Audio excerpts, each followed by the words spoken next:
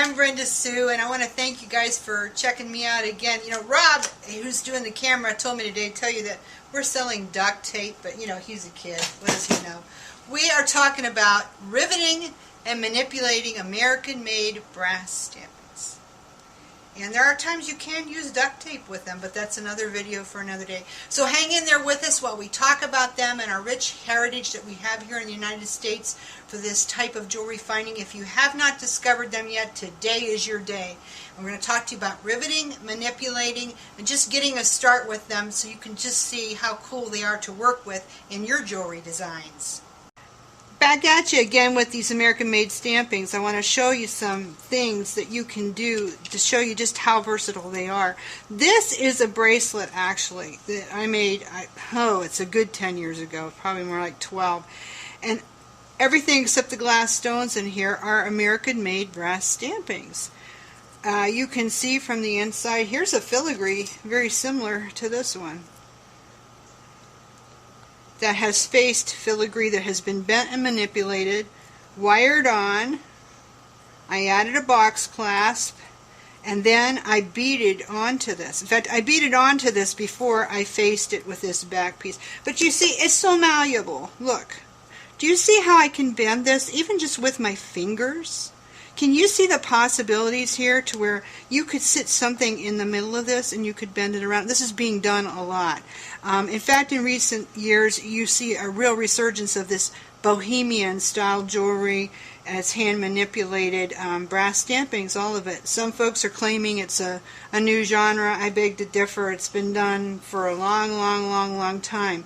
But I'm really thrilled to see that artists are getting back to it today and they're learning. I mean, you could see how you can bend this to fit your wrist like that, or you could bend it around your finger or whatever. I've bent this filigree here. Here's a flat filigree. I've bent this filigree to put on top of this. But there's a problem. Do you see what it is? I have to drill this out. How am I going to do that? Well, I'll show you. What you're going to want to do is you're going to want to flip this over, and you see the little dot, the little depression there? That's a real good place to get your center punch. And your center punch is an implement that's pointed on the end. And you want to get that right in the middle there. Use your hammer, give it a real good whack. And that gets it kind of a start, or it dimples it and makes it so you can get going on it. And then I have just an old junky awl here. I've had this awl for 15 years. It's got glue all over it, as a matter of fact. But it's nice and sharp still. And I'll put that in the middle. And I'll give the end of this a real good tap. And that gets me a start. A lot of times I even get a little hole from that. Maybe I'll give that another go. In fact, better yet would be put it up here on the bench block. This is going to work. I just don't like to dull the end of my awl, but yeah, it's through. Not real good, but this is going to make it really easy for me to drill this out. Now I've got my Dremel, which I'll turn on. And maybe I want to flatten this. Listen again to show you how malleable. This is a dapped piece, and that means it's got a roll to it. It's not all flat. It's a dapped piece, D-A-P-T. And what I'm going to do is turn on my Dremel. And get down in the middle there. I'm right through. I mean, because I practically have the hose on already. And the reason I'm rocking it a little bit is because I want to get a really good size hole, because in pre-drilled American-made brass stampings, which this one was, the size is 332 or 0.095. That's the size of rivets that I carry. So I got to get something that fits, right? So let's get rid of that. Okay, so then I can put these two together. And this is manipulated. All I've done is just, I can show you on this one. See, look at how I just pressed and I made a cupped, almost like a floret. Now I can put them together, but I think I want this flat, so I'm going to push it back out. Now you don't want to do this too much. You can manipulate them some, but don't like over and over, because you'll work harden it. And in the long run, what will happen is it'll break. So you don't want that to happen.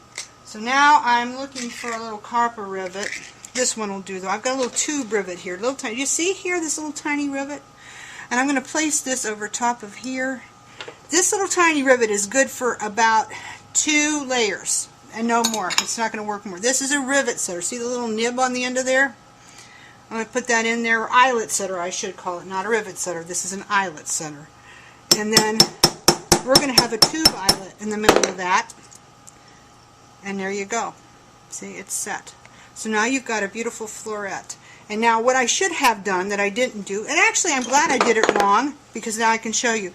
If I'd had a little bit more presence of mind, but I'm hurrying so we can get this all in, I would have lined this up so it would have been, you know, positioned a little better on top of it. Now I can probably move it a little with the rivet. But this, yes, this, it would have been aligned better like that. Here's another set of 3 pieces that I've got a copper rivet in the middle. Now this is a nail head rivet, and I'm going to attempt to set this one correctly. And it's already layered, but I'm going to put this on top of here and give it a good whack. And I may be successful and I may not. But this is how it's done. It's just, I'm just afraid this, yeah, it's a little bit not set as tight as I'd like. So this is a riveting hammer, folks. We don't carry them, but you can get them. And I may tap that down a little bit in there. Now that's going to ding it. As you can see, it's dinged it a little bit. But I don't really care in this case because I'm going to probably set a stone in there. So, big deal. Don't care. But anyway, that's how I made my hole in this too. I did it right with the awl, and then I drilled it out and made it a little bigger. I did it too on this. If you can see, this is a cute little pinwheel. I have a whole bag of them. Here you go. This is the way I got them from the manufacturer. I should have told them to drill them for me, and I didn't. So no drill. I hit it with an awl first, and then I had to manipulate it a little bit so I could get in there and get my tube rivets set, because the dimension of it and the way it's folded up just didn't lend to it, but we were able to get one in there, and it's kind of nicely done. Another thing are these flower findings that I carry. You've probably seen these before. This is all this is just layers of brass petals that are put together, and there's a tube rivet in the middle, 332 size, or .095. Same way with this. Isn't this gorgeous? This is raw brush. You could spray paint this. You could do the acrylic and then the resin enamel over. But all it is manipulated pieces of brass, which we sell these on the site. You can make your own, or you can buy them already made. Here's a good piece. This is my tulip bead that I show these all the time. They're just so fantastic. I wouldn't be without them in every color in my workshop. But all they are is a piece of a stamping that the manufacturer daps out. See, it's curved. And then they fold it up. I've seen people use them like this, where they peel them open, and that's it. Here are some stampings that are made into bead caps. I've spray painted these, actually. Here's a curious thing. You may have seen these as a love letter locket. This is a brass stamping too. It's just put together, and there's a little thing on here to hold it. These are so cool. Here's one that's made up in our silverware finish. I've actually taken resined paper, I've used our ice resin on it, and stuck it in here one side and then the other side. And then on the inside, to show you how I made it stay, oops, I've just stuck a little piece of cotton, and that makes it stay. And what you can do too, if you like, is you can take a piece of mica. This is mica. It's a natural product of the earth. And instead of doing like plexiglass and stuff, you can do this over it. And see, it splits, so you can make it as thick as you want or not. It's the coolest stuff. We're going to have a whole video about mica sometime, because it's so cool. This one has mica on the top. I've done this. So anyway, this gives you a real good idea of some of the things with brass stampings. Here are some. This is my home patina here that I do in the oven. A bee. Isn't he so cool? This is one of my favorite ones. Here's some of those ones we did last week. These are with the alcohol link. They have a matte spray lacquer. They're not resined yet, although I think I will resin them because they're just going to be spectacular if I resin them. This one is with alcohol ink as well. Isn't it muted and pretty? And then it's just spray paint, and I made it into a little pin. Very nice. Here is a propeller. 2 pieces that are riveted together, and look at that. Steampunk. Don't you just love it? Ooh, I do. Well, anyway, that's a lot of the stuff you can do with brass stampings.